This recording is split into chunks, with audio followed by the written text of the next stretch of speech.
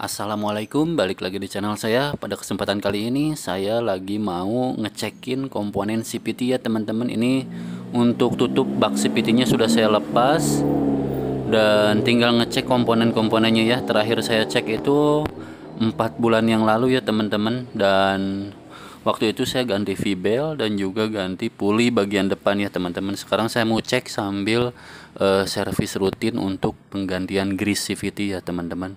Oke, langsung buka aja untuk puli bagian depan dulu deh ya.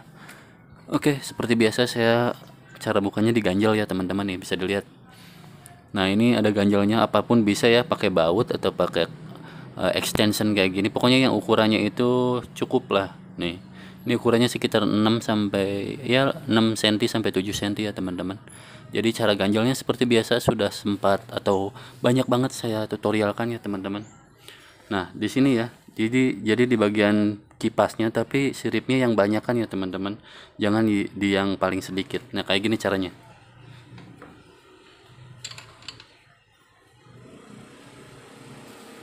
Nah, kayak gitu ya teman-teman caranya tuh. Bisa dilihat ya. Jadi di sini untuk caranya ini nahannya ke sini ya. Ini nggak usah khawatir teman-teman, kalau teman-teman hati-hati ini apa namanya, cara bukanya ini nggak akan retak atau pecah, karena beberapa ada yang pecah mungkin disekaligusin ya teman-teman. Kalau saya nggak ya. Dan ini pun bau apa namanya, mur 17-nya pun nggak sangat-sangat kenceng amat gitu kan. Jadi normal lah ya. Jadi nggak akan sangat susah nanti bukanya. Oke, sekarang tinggal buka aja pakai kunci sok ya teman-teman. Sebentar. Nah, ini dia kunci 17-nya. Oke, saya lepas dulu ya.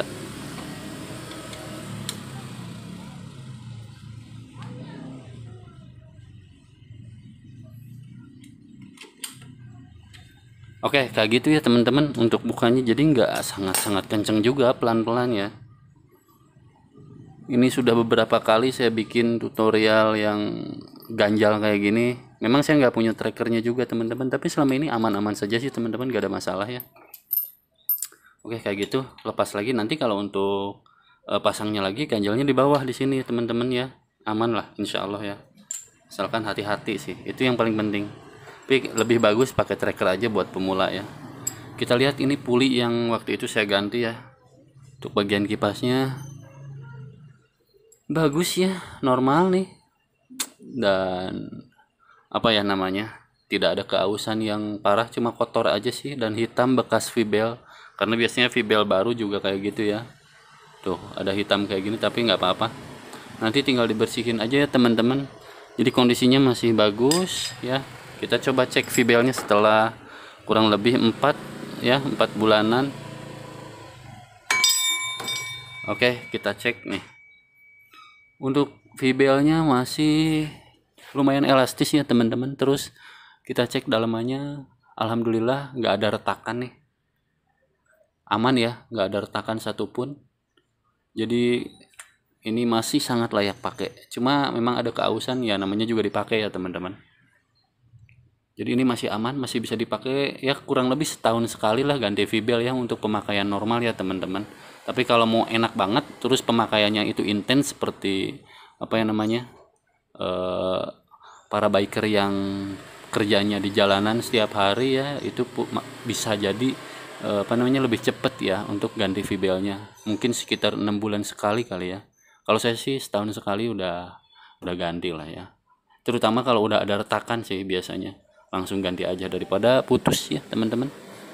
Oke, sekarang saya mau cek bagian apa namanya, rollernya. Kemarin sih si rollernya itu udah ada yang peang ya, nggak tahu sekarang nih, saya belum beli juga nih rollernya. Sebentar saya buka dulu. Oke, ini bisa dilihat teman-teman, kita cek ya bagian dalamnya. Aduh, nah ini dia. Ini saya masih setia pakai roller BRT ya teman-teman. Dan kita cek sudah terjadi keausan belum nih untuk rumahnya. Ini juga baru ya teman-teman, si rumah roller ini masih bagus, layak pakai, cuma kotor aja, nanti dibersihin. Oke, aman ya teman-teman, aman, tinggal ganti grease aja nanti. Nah, saya mau cek apa namanya, rollernya nih. Ini masih bulat, masih bulat sih, masih bulat layak. Nah ini ada keausan nih teman-teman, tuh bisa dilihat. Maaf kameranya. Nah ini bisa dilihat, ini udah agak ada kotak-kotaknya gitu, ngotak ya. Nih udah nggak begitu bulat, jadi ini udah agak peang. Ini masih bisa dipakai atau enggak? Masih sih, masih bisa lah ya, belum sangat-sangat parah banget. Terus mana ya, ada lagi nggak yang aus? Udah cuma satu yang ausnya teman-teman, yang lainnya masih layak pakai ya. Ini awet. Roller ini umurnya sudah hampir 2 tahun lebih ya teman-teman. Untuk black roller BRT ini saya belum beli lagi, ini awet banget. Ini yang 9 gram ya teman-teman, enak banget. Oke, sekarang saya mau cek juga ini bagian apa namanya, clutch starternya. Sebentar, harus agak dicongkel dikit, agak seret soalnya udah lama banget. Ini mikrofon sama ini agak jauh, jadi saya kadang-kadang ngomongnya kejauhan ya teman-teman.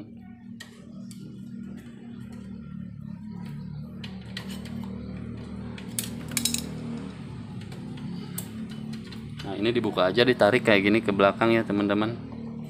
Ini harus dicek ya, pastikan nggak ada karat dan nggak seret si pelor-pelornya teman-teman.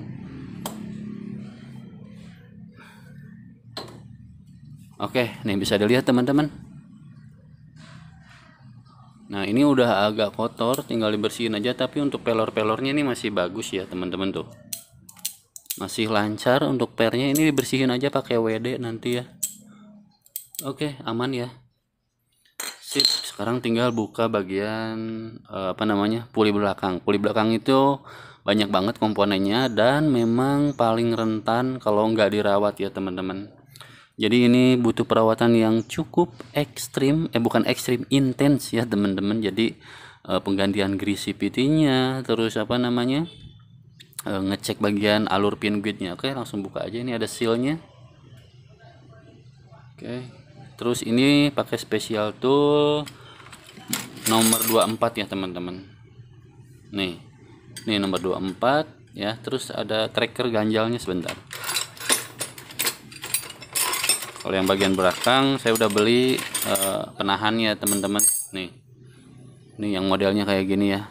Sekarang saya mau buka dulu ya, bentar, karena ini posisi kameranya susah, harus diposisikan. Nah ini disesuaikan aja ya teman-teman. Sekarang baru kunci 24 nya nih. Dulu ngakalinnya sebelum ada penahan ini, si remnya dikencengin teman-teman ya, terus ininya agak dipukul. Nah kalau sekarang udah ada penahannya ya, jadi aman kayak gini ya teman-teman. Oke teman-teman, tinggal ganjal aja kayak gitu. Terus apa ya namanya, saya pakai sarung tangan dulu. Nah ini kuncinya. Nah ini kan kalau ditekan sama tangannya diginiin itu pasti berat banget. Jadi biasanya saya suka pakai bantuan untuk dipukul sedikit ya, kayak gini nih caranya. Nah ini dipukul aja kayak gitu.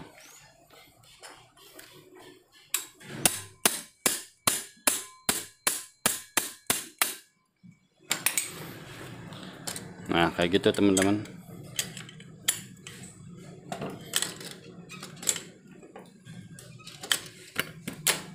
Sip, udah kebuka ya tuh. Jadi kalau untuk baut ini memang lumayan kenceng karena dia muter ke depan, jadi pasti bautnya ngencengin ya. Oke, sudah lepas nih, bisa dilihat untuk mangkoknya ya teman-teman. Ini masih layak pakai lah ya, cuma memang udah lumayan apa namanya, udah lumayan aus juga nih bagian sininya nih. Nah di bagian sini ada kotor banget, pantesan ini kemarin ada agak gerdeg slip gitu. Oke deh, nanti saya bersihin dulu ya teman-teman. Nah sekarang tinggal buka bagian kopling otomatisnya ya teman-teman. Nanti mau saya bersihin dan dicuci terus ganti grease yang baru. Oke, untuk cara bukanya di bawah ya. Nah cara bukanya kayak gini teman-teman, pakai buat bantalan aja deh. Nah kayak gini, terus pakai special tool nomor 39 ya. Banyak yang nanyain nih nomor ukurannya, kuncinya 39 nih teman-teman, tuh 39 ya untuk Yamaha. Nah ini juga lumayan susah cara bukanya karena saya nggak punya tracker buat nahannya, jadi pakai kaki aja udah kayak gini nih teman-teman. Nah injek kayak gini. Nah habis injek kayak gini baru ini dipukul ke arah sini ya. Pakai kunci sok, pakai palu boleh.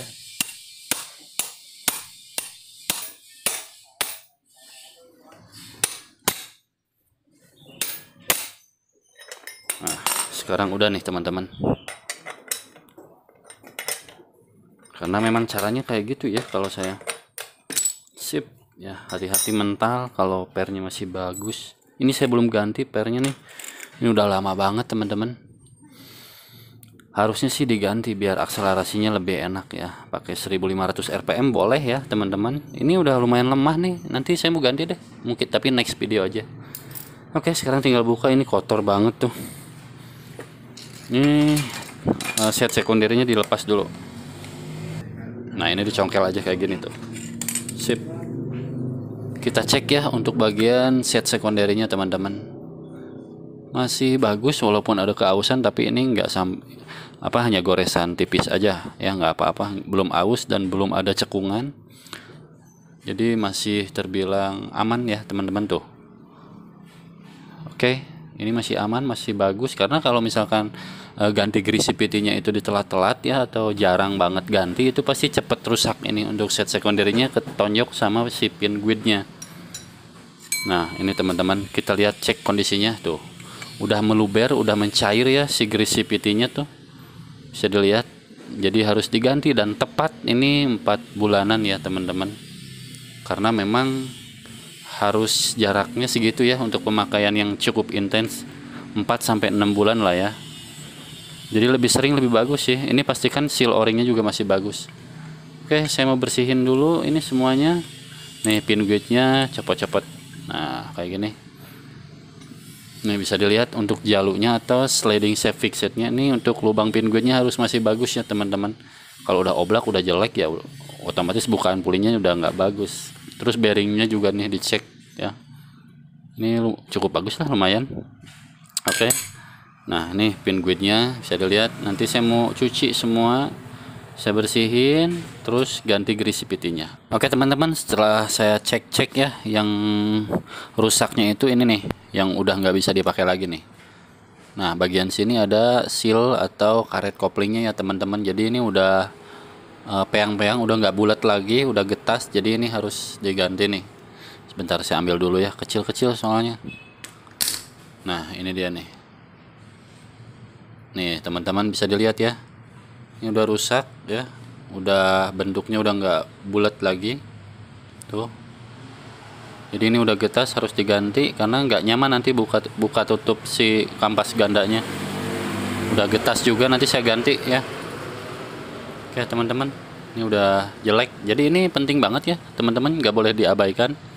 Ini kalau udah nggak bulat, apalagi udah benjol-benjol, terus udah keras, itu sebaiknya diganti ya, pakai yang original kalau bisa ya. Ini yang punya Honda sih, tapi yang ada bosnya, karena untuk bawaan Mio Sporty itu nggak ada bosnya ya, jadi karet full gitu, full karet. Tapi nggak apa-apa, pakai yang kayak gini juga bisa, nanti saya ganti ya. Oke deh teman-teman, saya mau bersih-bersih dulu. Oke lanjut ya teman-teman. Ini bisa dilihat untuk komponen CVT-nya sudah saya bersihkan ya, semuanya sudah saya cuci dan lumayan bersih lah ya. Dan di sini saya mau nerangin atau ngejelasin kerusakan pada tiap-tiap komponennya ya teman-teman. Jadi tiap-tiap komponennya itu apa aja sih yang paling sering mengalami kerusakan kayak gitu ya teman-teman. Mulai dari ini nih. Nah dari PCVT ya, PCVT itu umur pakainya cukup lama ya teman-teman, bisa mungkin 2-3 tahun ini masih bisa dipakai ya sebetulnya teman-teman. Tapi ya memang tidak rusak secara fisik ya, tapi dia pegasnya itu udah tidak kenceng lagi. Biasanya udah lama pemakaian dia akan apa ya, kendor kayak gitu ya si pegasnya itu tuh. Kayak ini udah lemah ya teman-teman, jadi harus diganti sih kalau mau enak ya teman-teman. Oke, nah itu untuk per ya. Nah ini starter clutch. Nah ini untuk starter clutchnya ini memang rata-rata banyak kerusakannya itu di daerah sini nih. Nah, di sini kan ada pelor-pelornya tuh di dalam ya teman-teman. Ini ada 2 buah pelor dan juga pernya di dalam ya. Itu biasanya rusaknya karena karat atau aus ya teman-teman. Yang lain-lainnya kalau ini semuanya jarang banget rusak ya teman-teman. Jadi hanya di pelor dan pernya aja sih. Kalau untuk starter clutch ya teman-teman. Terus untuk bagian ini ya sliding shaft fixet. Nah, ini juga sebetulnya jarang banget rusak ya teman-teman, kecuali memang perawatannya kurang. Saat ganti grease-nya itu atau stempet buat si fittingnya itu jarang ganti. Ya cepat rusak terutama di bagian apa namanya? Nah, bagian sini nih, asnya ya. Nah, ini akan cepat aus ya teman-teman. Jadi diharapkan grease fittingnya harus rutin. Nah, ini juga lubangnya nih, lubang pin guide ini itu juga rawan rusak ya kalau telat ganti grease kayak gitu ya. Jadi ininya udah nggak bulat lagi, biasanya udah lonjong kayak gitu ya untuk si lubang pinwidnya. Karena ada 2 ini ada 3 nih, 2 terus 3 ya. Oke. Jadi diharapkan rutin ganti grease. Jadi ini yang paling sering rawan rusak ya teman-teman. Terus ini juga bearing nih. Kalau bearing umur pakainya lama banget, ini bisa 5 tahun sebetulnya teman-teman. Ini juga udah agak kasar sih sebetulnya, harus ganti, tapi saya belum beli bearingnya. Tapi ya udah deh, pakai dulu aja, masih layak pakai ya teman-teman. Ada 2 bearing sama bearing bambu di sini ya. Kalau bearing bambu cenderung awet sih. Nih di dalam sini ya. Yang penting rutin ganti grease aja. Kalau untuk pulinya, permukaan puli ini jarang banget apa namanya rusak ya. Kalau yang original ya, ini kan masih ori tuh. Ini umur pakainya udah 10 tahun ya teman-teman. Jadi ya bagus lah pokoknya mah. Masih layak pakai sih segini. Dan untuk lubang pin guide-nya nih bisa dilihat. Nah, ini kalau yang masih bagus itu ketika kita masukin si pin guide-nya. Nah, kayak gini dia nggak ada oblak teman-teman. Nih, nggak boleh ada oblak. Kalau ada oblak diginiin, itu berarti yang aus bisa pin guide-nya atau lubang pin guide-nya ya teman-teman. Terus untuk bos bagian depan ini jarang banget rusak. Ini mau dipakai 20 tahun juga kayak gini ya teman-teman. Aman lah kalau ini. Nah, ini yang ceweknya atau sliding shaft-nya nih. Khusus untuk ini memang bagian belakang yang paling rawan rusak. Kenapa saya bilang begitu? Karena kebanyakan orang itu nggak rutin ganti grease fittingnya. Akhirnya nanti di sini tuh alur pin guide-nya ya. Nah, ini ada coakan. Nanti tenaganya nahan di RPM tertentu ya, di tengah-tengah biasanya. Jadi ini diharapkan ganti grease fitting itu penting banget, soalnya mempengaruhi berbagai macam komponen ya teman-teman. Nah, ini penting banget. Terus seal o-ringnya juga ini pasti lama-lama jadi apa namanya ya, jadi rusak, getas. Jadi seal o-ring juga baik luar maupun dalam ini mungkin harus diremajakan secara berkala, karena kalau enggak nanti si grease fittingnya bocor-bocor, ngeluber-ngeluber, jadi mercik keluar gitu, apa namanya ya, jadi rembes keluar, terus nanti mercik ke bagian kopling otomatis dan terjadi slip atau kebuli ya. Nah, ini kan seal o-ring itu ya harus diganti mungkin setahun atau 2 tahun sekali ya teman-teman, tergantung kondisi sih sebetulnya. Ini saya udah pakai setahun nih, aman ya teman-teman. Karena kalau misalkan, nah ini kan seal o-ringnya masih bagus tuh, dia kalau yang udah nggak bagus dia akan pluk begitu ke bawah. Nah, ini masih seret kan tuh, diangkat juga masih bisa tuh, turun perlahan-lahan, artinya dia sealnya masih bagus tuh, enak, buka tutupnya masih seret-seret tapi nggak terlampau seret ya, jadi enak aja tuh, smooth ya. Itu artinya si seal o-ringnya masih bagus. Karena kalau udah jelek nanti si grease fittingnya ngeluber-ngeluber ke sini nih teman-teman, akhirnya kering di dalamnya dan aus ya untuk bagian porosnya ini ya. Jadi ini cukup rawan ya. Yang penting sih grease fitting ya, harganya kan cuma 15.000, rutin ganti setiap 4 sampai 6 bulan sekali, itu aman insya Allah. Terus apalagi nih, nah ini untuk rumah roller ini juga jarang banget ganti ya, kecuali kalau udah ada cekungan ya, puli belakang atau puli depan juga sama. Kalau udah ada cekungan itu diganti. Ini udah berapa bulan ya saya ganti, 6 bulanan nih kurang lebih ya, mau 6 bulan. Ini baru ya teman-teman untuk rumah rollernya tuh. Tuh untuk sealnya semuanya masih baru-baru ya teman-teman. Nih untuk permukaan rumah rollernya ini juga ausnya aus merata dan normal ya teman-teman. Dan perlu diketahui ya teman-teman, ada penanya juga ke saya, ini untuk bagian sini si rollernya pakai grease apa enggak gitu, pakai stempet atau jangan. Saya sarankan enggak boleh ya, jangan. Kenapa jangan? Karena nanti stempet itu bakalan kan banyak debu nih nempel-nempel, nanti jadi residu dan akhirnya mempercepat keausan si roller dan juga rumah rollernya. Kalau pakai greasy putty jangan, nggak boleh, harus kering, harus licin, ini nggak boleh ya teman-teman, karena malah cepat aus nanti. Ini juga nggak boleh bocor untuk si seal ini ya teman-teman, harus selalu presisi. Oke, kalau udah misalkan ada rembesan ya diganti aja sealnya. Terus apalagi ya, oh ini untuk sebelah sini nih kipasnya nih. Untuk kipasnya ini jarang rusak, kecuali di sini udah ada cekungan ya ganti gitu aja sih kalau untuk puli ya teman-teman. Ini juga tutup rumah roller jarang banget rusak dan tidak pernah diganti malah ini ya teman-teman, kecuali yang bagian ininya nih diganti nih kalau udah misalkan rusak nih teman-teman. Nah, spinya atau apa ya, saya nyebutnya spi aja deh ya. Ini kalau udah longgar kayak gini nih dimasukin nih udah oblak, itu berarti harus diganti ya teman-teman kalau udah oblak parah, karena bisa timbul bunyi, walaupun nggak apa-apa juga sih, cuma ada bunyi tak tak tik tik tik tik gitulah pokoknya kurang lebih. Dan saya udah ganti nih pakai yang banyak banget yang jualan. Nah ini udah, ini nggak ada oblak kan tuh, presisi bisa dilihat garisnya ya tuh. Mana jatuh. Nah ini nggak ada oblak ketika kita sentuh kayak gini nih. Nah ini nggak ada oblak, sedangkan yang tadi yang udah oblak tuh kayak gini nih. Tuh ada space kerasa ya teman-teman. Oke, terus apalagi yang sering rusak? Oh ya, nih set secondary ini juga berpengaruh penting ya. Jadi greasy putty itu harus rutin, karena kalau enggak nanti ini tertimbul coakan bahkan sampai bolong ya, karena ketonjok sama si pin guide-nya teman-teman. Kayak gitu. Jadi ini harus selalu terlumasi dengan baik ya teman-teman, karena bersentuhan langsung dengan si pin guide-nya nih ya. Oke, untuk set secondary seperti itu. Terus untuk bagian sebentar, ada yang jatuh, rollernya pada jatuh nih. Untuk mangkok kopling ya, sekali lagi saya bahas, ini sering banget ngebahas masalah CVT dan nggak pernah bosen juga. Bosen sih, cuma banyak banget penanya yang minta buatin gitu kan, atau minta dibahas gitu. Ya udah saya bahas lagi.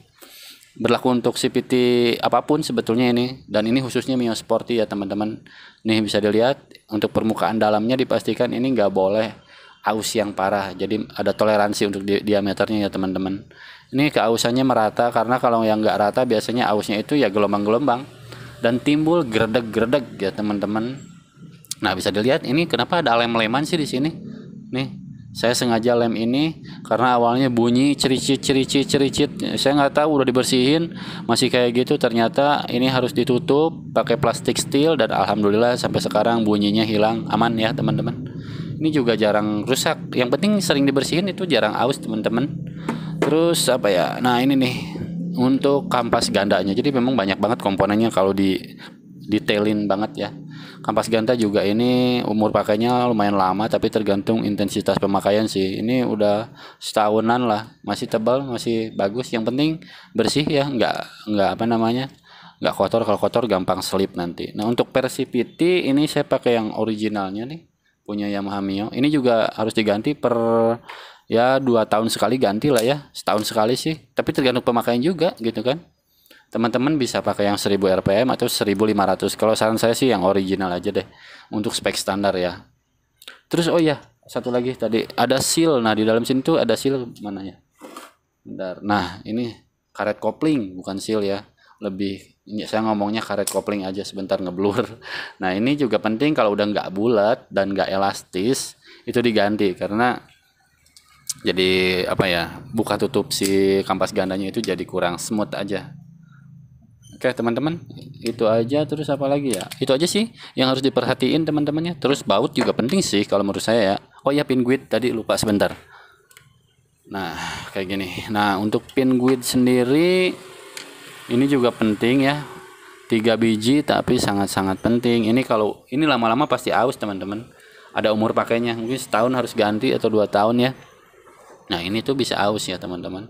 Jadi diharapkan ini kalau udah aus ya diganti teman-teman. Biasanya udah oblak, jadi kelihatan kalau di lubang pin guide-nya itu masih bulat, tapi ini kok longgar ya, berarti ini harus diganti. Karena kalau enggak nanti dia makin kecil terus buka tutup pulinya jadi enggak apa namanya, jadi enggak stabil aja, enggak bagus.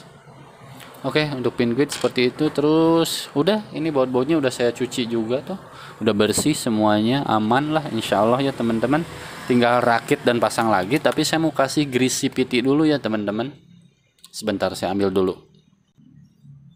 Nah ini dia teman-teman tuh grease CVT-nya. Ini sisa-sisa tapi masih banyak sih, mau saya pakai lagi. Oke, untuk primary ya, puli depan ya, primary itu nih. Itu dikasih olesan tipis aja di dalam sini nih teman-teman ya, masukin ke sini supaya melumasi si bos ini aja sih. Udah itu aja untuk bagian depan ya. Ini pakai di mana sih? Nah ini yang primary ya teman-teman. Sebetulnya mau dipakai di belakang bebas-bebas aja sih. Kadang-kadang saya juga kalau lagi darurat lupa beli nih. Ya udah, pakai yang ada aja daripada enggak, daripada kering. Nah, masukin, olesin aja secukupnya, jangan terlampau berlebihan, mungkin 2-3 colekan kecil ya teman-teman. Oke, yang penting merata, itu aja sih. Oke, sekali lagi cukup. Nah di sini di belakang masukin ke celahnya karena ada celahnya. Maaf tadi kameranya terlalu bawah. Oke, jangan sampai kena si puli bagian ini ya. Aduh, susah banget ngebersihinnya teman-teman, harus pakai sabun. Ingat ya, nyucinya pakai sabun yang banyak, yang ada seal-sealnya dan puli-puli itu pakai sabun ya. Jangan pakai bensin karena nanti memang bersih, cuma ke apa namanya? Ke sealnya nanti cepat getas, teman-teman. Oke, sudah kayak gitu doang. Masukinnya dari sini deh biar nggak meluber. Oke, sip. Nih kan meluber-meluber ya. Oke, gitu doang teman-teman. Udah selesai. Mana lagi ya? Sebentar. Saya lap dulu tangan karena rawan banget kalau kena puli ya. Oke, lanjut ya. Nih, yang sebelah sini ya. Nih. Nah, kita masukin dulu pin guide-nya ya teman-teman. Sebentar. Pin guide, mana pin guide? Nah, pin guide-nya masukin satu-satu aja.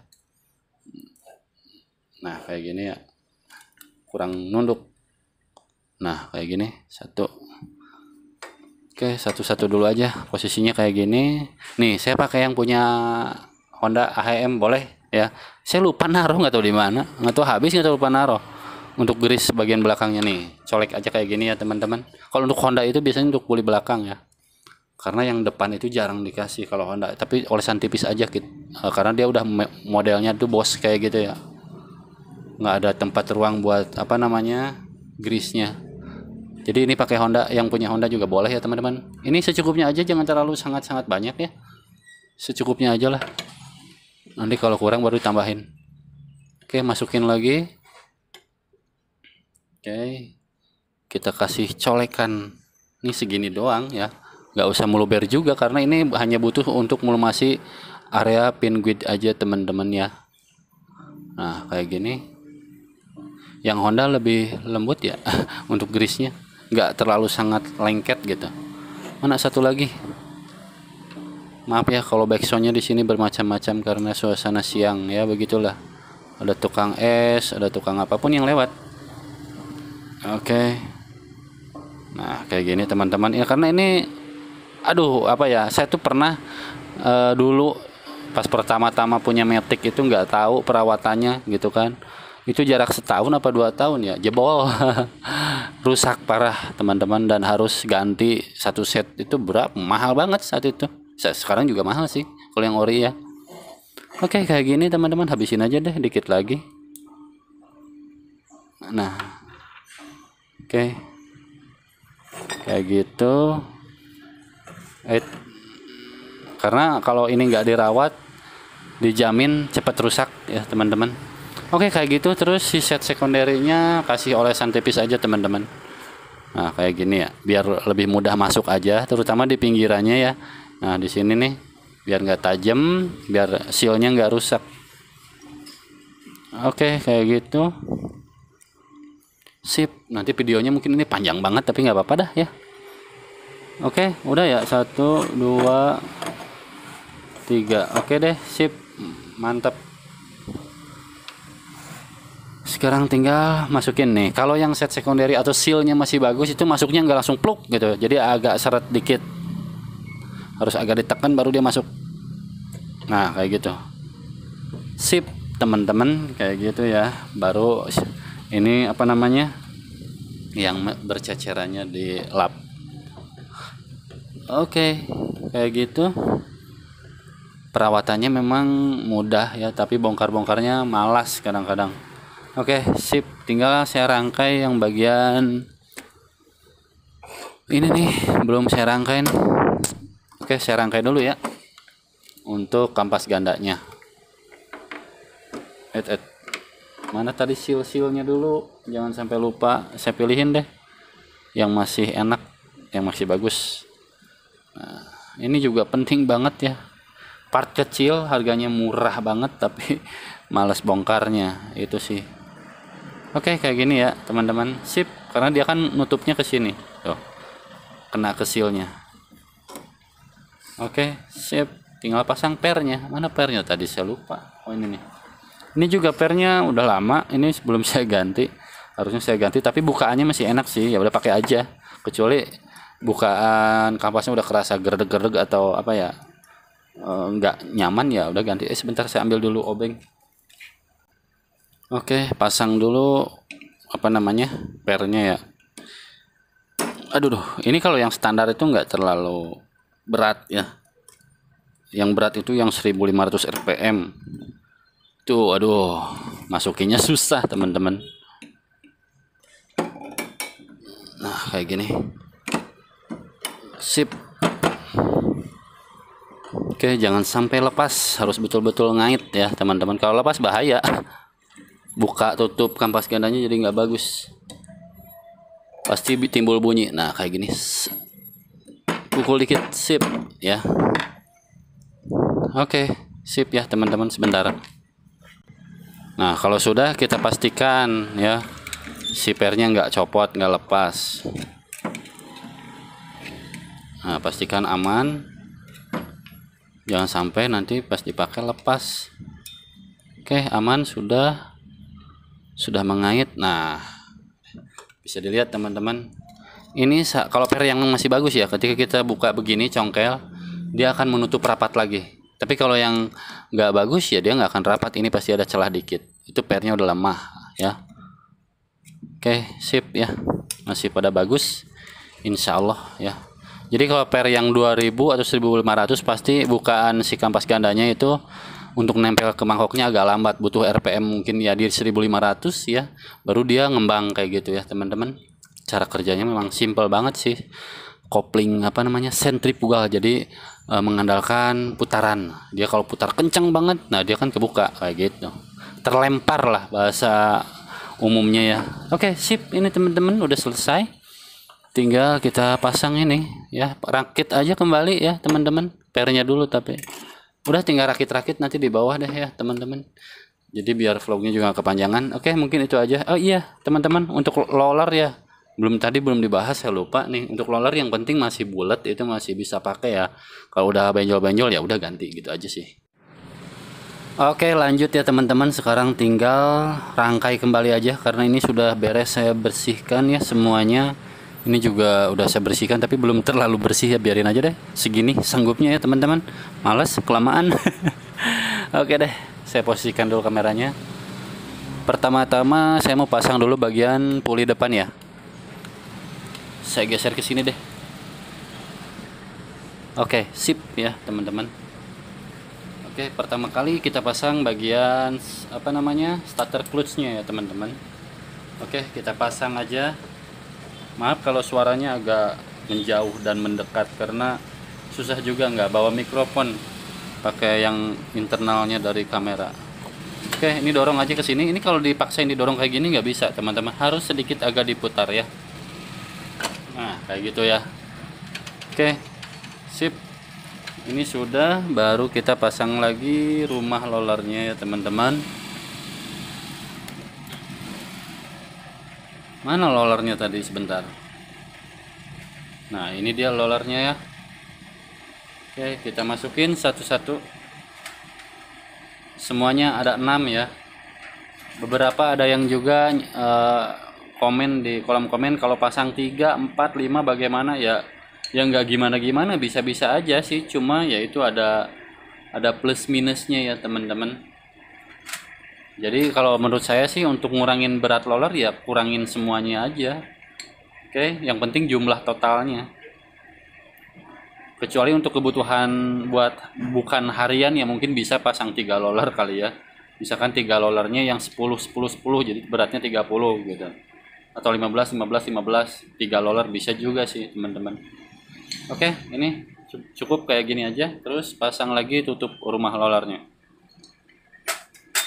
Nah, ini dia teman-teman. Jangan lupa spie-nya ya teman-teman. Spie-nya ini dimasuk-masukin lagi. Jatuh lagi sebentar. Ini udah agak longgar juga sih sebetulnya. Tapi belum beli dan ini masih layak pakai lah ya teman-teman. Maaf tadi kameranya melenceng. Oke, satu lagi. Nah, kayak gini ya teman-teman. Sip. Baru kita masukkan. Posisikan kayak gini ya. Nih, teman-teman. Oke, sip. Nah, ini sambil ditahan pakai telunjuk kayak gini nih. Pas celah ini aja nih. Tuh. Kan ada celahnya nih 2, ya. Nah, kayak gini biar nggak amburadul. Baru kita masukin ke dalam.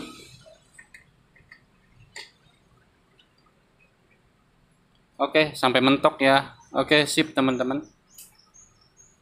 Jangan lupa untuk dilap lagi pakai tisu karena ada bekas grease sedikit dari tangan kotor. Jadi nggak boleh sampai kotor ya.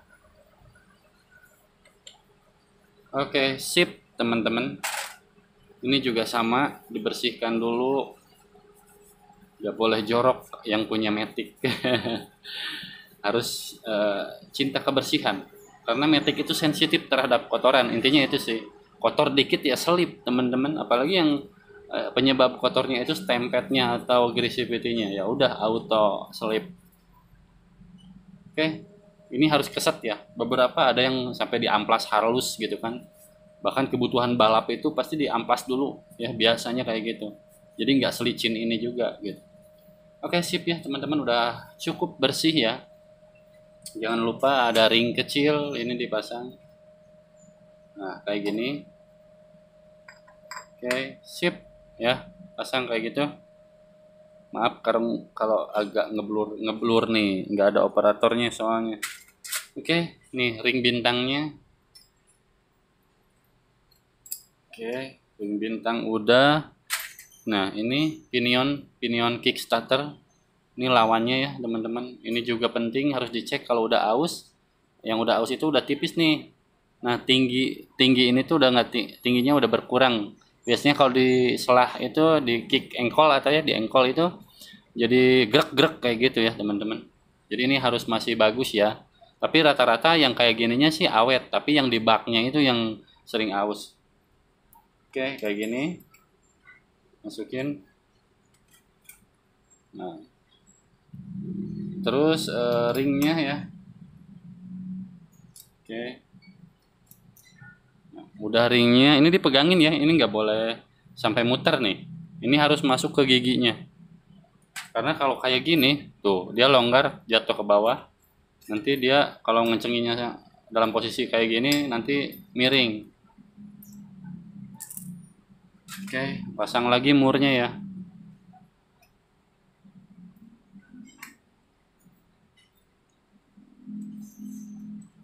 Oke, kayak gini ya teman-teman.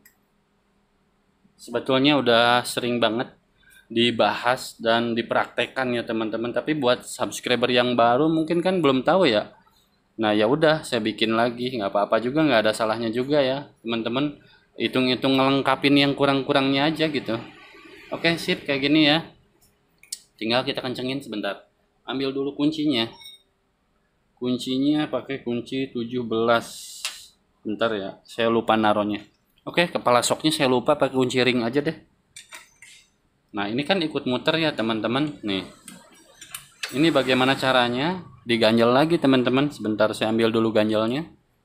Nih. Ini ganjelnya boleh pakai baut atau apapun ya. Yang tingginya kurang lebih 6 sampai 7 cm ya. Nah, ini sirip yang gede ini yang banyak. Nah, kayak gini.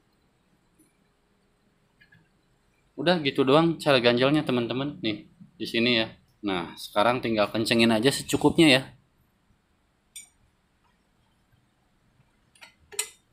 Oke, pelan-pelan aja, nggak usah kenceng-kenceng banget. Ini bukan ban truk ya, jadi secukupnya aja. Kalau dirasa ini harusnya pakai, kalau nggak yakin pakai kunci momen atau kunci torsi ya. Tapi kalau udah biasa, udah feelingnya udah bagus ya udah. Oke, sip ya teman-teman, udah selesai. Untuk bagian puli depan, tinggal puli belakangnya. Oke teman-teman, sekarang tinggal pasang puli belakang nih. Jangan lupa ini V-belnya dicek ya. Kalau udah ada retakan, biasanya si V-bel itu harus diganti kurang-kurangnya setahun sekali ya. Ini kan masih mulus, belum ada retakan, dan ausnya juga masih minim. Jadi ini masih sangat layak pakai, masih belum belum retak dan masih elastis banget ya. Oke, sekarang tinggal pasang puli yang bagian belakangnya ya teman-teman. Jangan lupa ini dikasih olesan tipis untuk bearing-bearingnya ya teman-teman. Sebentar. Nah ini pakaiin gemuk aja untuk bearing bambunya ya teman-teman. Secukupnya aja, jangan terlalu banyak ya, supaya melumasi aja. Ini sisanya kesini aja lumasin. Sip. Oke, kita V-belnya dulu sebentar. Kadang-kadang suka lupa saya teman-teman, main pasang aja di baut V-belnya lupa. Nah ini dia V-belnya teman-teman. Oke, sekarang tinggal pasang kembali ya. Oke, cara pasangnya masukin dulu ya ke bagian yang puli depan ya. Nah ingat teman-teman, untuk tanda panah nih, kalau awal dari beli gitu kan, si V-belnya ganti, itu tanda panahnya ke depan ya ke depan terus ya, jangan dibulak-balik. Kalau mau kebalikannya ya kebalik terus gitu. Oke, sudah pernah dibahas sih sebelumnya. Ini disangkutin dulu ke sini teman-teman. Nah kayak gini. Sip. Oke, sip, udah kayak gini, tinggal mangkok koplingnya. Oke, kalau mangkoknya udah, tinggal dimur kembali ya. Hati-hati, nggak boleh miring. Sip ya, baru trackernya, penahannya ya teman-teman. Sebentar, saya posisikan dulu. Nah kayak gini ya, baru pakai kunci 24. Nah kayak gini, kencengin. Aduh, agak sakit tangan pakai sarung tangan nih. Bentar, saya kencengin dulu.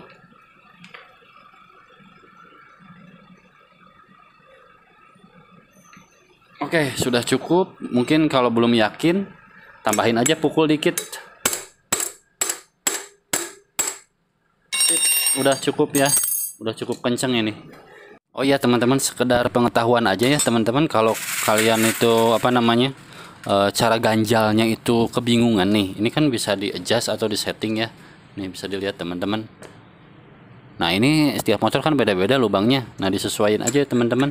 Nah kalau kalian nggak kuat untuk nahannya nih, harus berdua gitu kan, kalau sendirian gimana gitu kan. Nah kalau kalian nggak kuat kayak gini posisinya nih, nah kayak gini ya.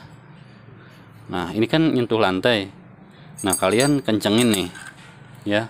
Nah saat kencengin kalian nggak kuat nih tenaganya, merasa kurang yakin, kurang enak, kalian bisa